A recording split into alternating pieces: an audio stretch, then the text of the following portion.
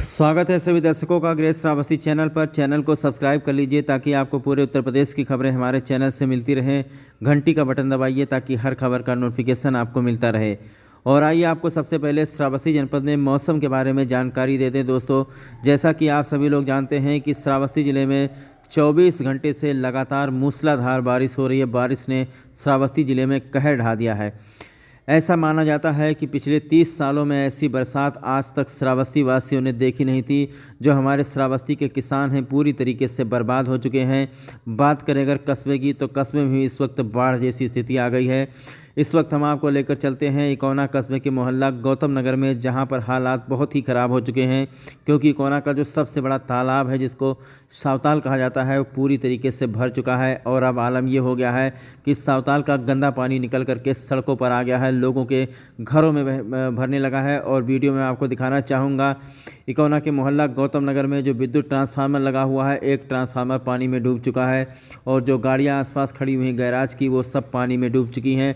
पीछे आप देख सकते हैं हनुमानगढ़ी मंदिर का टावर भी आपको दिख रहा होगा। तो रात से ही यहाँ पर पानी चल रहा है और ये बहुत ही गंदा पानी है दोस्तों, क्योंकि सावताल से ज़्यादा गंदा तालाब आज तक पूरे श्रावस्ती ज़िले में किसी ने देखा नहीं होगा। पूरे इकोना का सबसे गंदा पानी इस सावताल में ही आता है। और ऐसा माना जाता है जिस दिन सावताल भर जाएगा उस दिन इकोना में बाढ़ आ जाएगी। तो जो नहीं होना था वो भी हो गया दोस्तों। सावताल पूरी तरीके से भर गया है।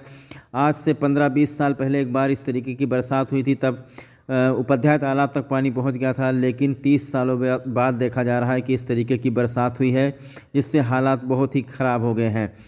तो कस्बे का ये हाल है, तो आप अंदाज़ा लगा लीजिए कि राप्ती नदी के किनारे बसे गांव का क्या हाल होगा। रात को ही जानकारी मिली थी कि राप्ती नदी उफान पर है, जो खतरे के निशान को पार करके 100 सेंटीमीटर ऊपर बह रही है, जिससे राप्ती नदी के आसपास बसे गांव में बाढ़ का खतरा मंडराने लगा है।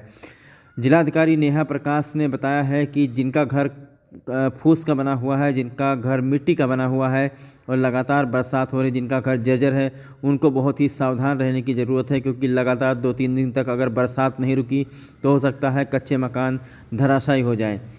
तो ये नज़ारा आप देख लीजिए, जिस तरीके से बरसात और हवाएं चली हैं कि पूरा का पूरा पेड़ इस वक्त पानी में गिर गया है। बहुत ही भयंकर हालात श्रावस्ती जनपद के ये इकोना कस्बे का पाँचपिरान मोहल्ला है। पाँचपिरान पुरवाइस को बोलते हैं। पाँचपिरान दरगाह के पीछे का नज़ारा आप देख लीजिए, बिल्कुल मुंबई की समंदर की तरह आपको दिखेगा। इतनी बरसात हुई है कि यहाँ पर कम से कम 3 दर्जन से अधिक मकान जो हैं पानी से घिरे हुए हैं। बहुत सारे जो परिवार हैं, लगभग 100-150 परिवार जो हैं इस वक्त पानी में फंसे हुए हैं। ये हालात हो गए हैं। बड़े से बड़ा पेड़ आप देख लीजिए, बारिश की वजह से धराशायी हो गया है। इस मोहल्ले की विद्युत व्यवस्था भी पूरी तरीके से चौपट हो चुकी है। बहुत ही बुरे हालात हैं। ये पाँचपिरान दरगाह के पीछे का दृश्य आप देख रहे हैं। पाँचपिरान ब्लॉक बोलता है और इसके आगे इकोना का सरकारी अस्पताल है। उसके दूसरे साइड में विधायक आवास है।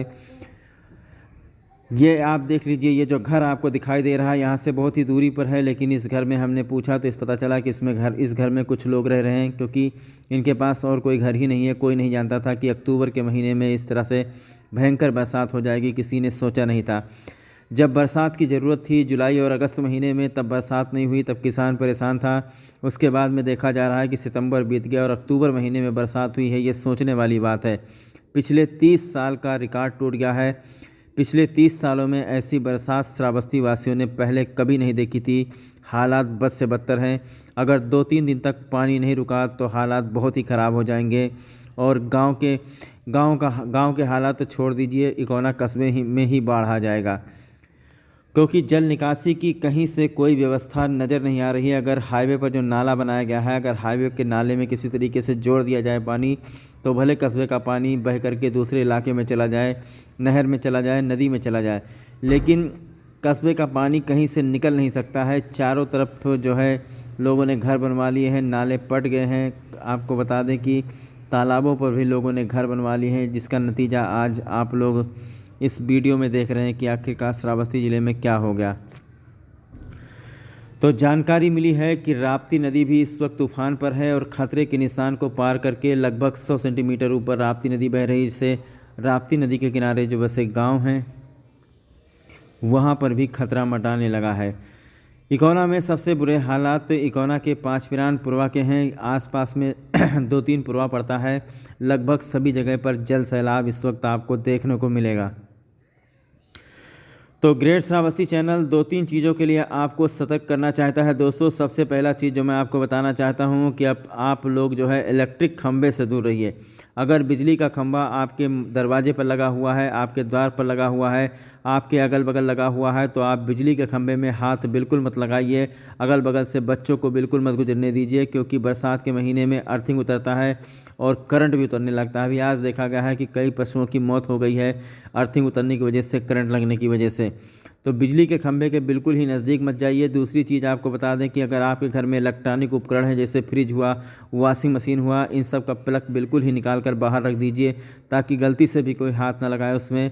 और बिना चप्पल पहने हुए किसी भी इलेक्ट्रॉनिक उपकरण को आप लोग हाथ बिल्कुल मत लगाइए, क्योंकि बरसात इस तरीके से भयंकर बरसात हुई है कि चारों तरफ जहाँ भी देखिए इलेक्ट्रिक खंभे में। और आपको बता दें जो इलेक्ट्रॉनिक उपकरण हैं घर में, उनमें भी इस वक्त अर्थिंग उतर रहा है। तो ग्रेट श्रावस्ती चैनल आप सभी लोगों से अपील करना चाहता है दोस्तों, अपने बच्चों को समझाइए और आप लोग खुद समझदार बनिए। विद्युत पोल से बिल्कुल ही दूर रहिए, बिजली के खंभे के अगल बगल से आपको नहीं गुजरना है। और एक और बात मैं आपको बताना चाहूँगा दोस्तों कि चारों तरफ इस वक्त पानी भरा हुआ है, तो जो जहरीले जीव जंतु हैं वो आपके घर में पनाह ले चुके हैं। आप अपने घर में अच्छे से टार्च जला करके देख लीजिए। रात को सोने से पहले भी इस चीज़ का ख्याल रखिए कि अपने बच्चों को जो है ज़मीन में नहीं सुलाना है, ऊंचे से ऊंचे स्थान पर बच्चों को सुलाना है अगर आपके घर में पानी भरा हुआ है तो।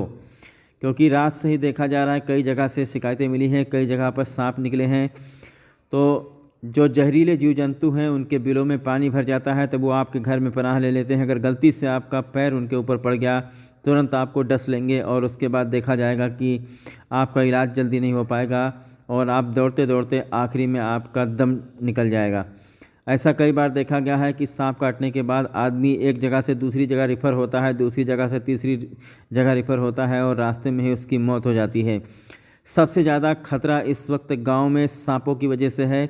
सांप से बिल्कुल ही सावधान रहिए, खास करके जो कोबरा होता है, जो फटारा सांप होता है, वो बहुत ही खतरनाक है। जब उसके बिल में पानी भर जाता है तो वो जा करके आपके घर में छिप जाता है और गलती से भी अगर किसी का पैर पड़ गया तो वो ज़रूर आपको डस लेगा। सबसे ज़्यादा सावधानी बरतने की ज़रूरत है गांव के लोगों की। और गांव में भी जो सौभाग्य योजना के तहत बिजली गांव-गांव पहुंचाई गई है, वहां पर जो विद्युत के खंभे लगे हुए हैं उसमें एक तार अर्थिंग का लगा होता है, तो उस अर्थिंग के तार से बिल्कुल ही दूर रहिए। अपने पशुओं का ख्याल रखिए कि आपके मवेशी किसी तरीके से, जो अगर आपकी भैंसें हैं कीमती, तो उनको बिल्कुल ही पेड़ वगैरह में मत बांधिए, क्योंकि अगर गलती से किसी को भी करंट लग गया तो तुरंत उसकी मौत निश्चित है। तो 2-3 चीज़ें हमने ग्रेट श्रावस्ती चैनल पर अपने आप को बताई हैं, आप लोग उसका पालन कीजिए। और आइए मैं आपको एक तस्वीर दिखाता हूँ। ये तस्वीर वास्तव में आपको विचलित कर देगी। इस तरीके से भयंकर बरसात हुई है कि जो छुट्टा गौवंश है सड़कों पर, उनका दम निकल रहा है, ठंडी से वो काँप रहे हैं, इनको पूछने वाला कोई नहीं है। कुछ गौवंश हैं जो आसपास के घरों में पनाह ले लिए हैं, जैसे जहाँ पर खाली घर मिला, जैसे कोई सरकारी विद्यालय मिला। और ये मैं आपको लेकर चलता हूँ इकोना के जगजीत इंटर कॉलेज में। कभी किसी ने सोचा नहीं था कि जगजीत इंटर कॉलेज का ये हाल हो जाएगा। इतनी भयंकर बरसात में जगजीत इंटर कॉलेज में चारों तरफ से पानी भर गया है। चारों तरफ श्रावस्ती जनपद में इस वक्त जल सैलाब ही नज़र आ रहा है।